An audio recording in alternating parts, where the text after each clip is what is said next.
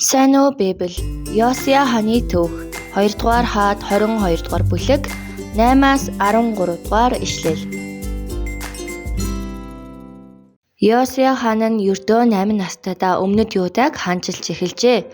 Шастар номд Юудан хаадын тухай өгүүлсэн энэхүү үнэлгээг та бүхэн санаж байна уу? Зүвийг үйлдсэн боловч Давид шиг байгаагүй. Өндөрлөг уулан дээр дахил өргөсөн. Гэтэл Йосия тийм биш байлаа. Тэр Давидын замаар алхаж баруун тийш зүүн тийш хазаасангүй. Тэрээр эцэг Манасегийнхаа байгуулсан өндөрлгүүдийг буулгаж тэргүүн дахилж Хилкиятай хамт сүмийг сэргээн засварлжээ. Нэгэн өдөр Йосия хааны тушаалаар сүмийг сэргээн басгаж байсан хүмүүс хуулийн номыг олсон. Тэр нь магадгүй дэд хууль ном байсан. Тэр цагт хуулийн номыг олсон хүнч тэргүүн дахилж бичээч хаан өөрөө ч цочирдон гайхжээ. 2 дугаар хаад номын 22 дугаар бүлгийн 13-т Йосия хаан хувцас ураад ингэж хэлсэн байдаг. Явж олдсон номын үгсийн талаар миний төлөө мөн ард түмэн болох бүх Юудагийн төлөө эзнээс асуугтун. Энэ номд бидэнд хандсан бичигдсэн үг бүрийг сахин биелүүлэх тал дээр өвөгдөөдсмэн дуулуургүй хандсан учраас бидний эсрэг шатаж буй эзний уур хилэн үлэмж ажээ гэв. Үүний дараа тэр шууд хуулдаа химээх иш үзүүлэгч рүү хүмүүсийг илгээж яах ёстойг асуулгасан байна. Хуулдаа хариуд нь та нарын олсон энэ номд бичигдснээр энэ газарт гамшигыг болгоно.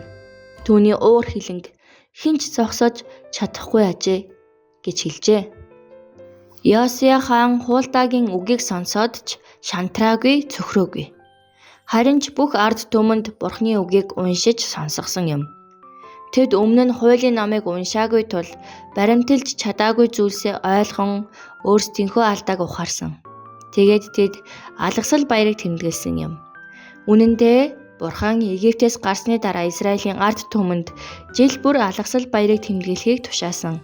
Гэвч гайхалтай нь шүүгчдийн үеэс өөрөөр хэлбэл иш үзүүлэгч Самуэлийн цагаас хойш энэ баярыг хинч сахиж байгаагүй ажээ.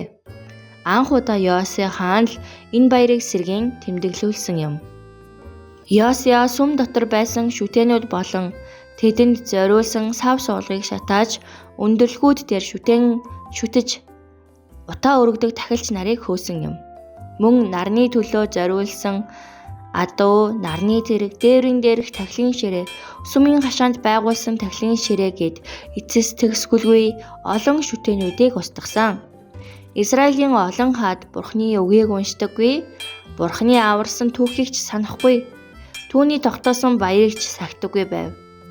Үүний үр дүнд улс орон бүхэлдээ хөрш зэрэгэлдээ хүчрхэг үндэстнүүдийн шүтдэг бурхтаар дүүрсэн юм.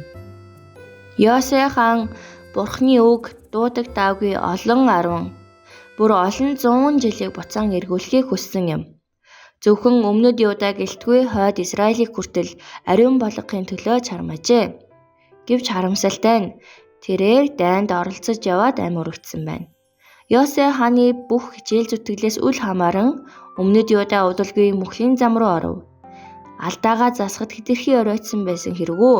Эсвэл Йосия хааны дараагийн хаад Бурхны үгийг уншсаар түүний хүслийг дагсаар байсан бол найдвар байх байсан болов уу?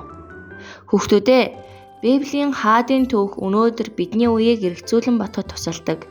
Бидэнд Бурхны хүслийг дагаж зөв шударгын ёсоор ард түмнээ харж үздэг, удирдагч хэрэгтэй байна гэдгийг сануулж байна.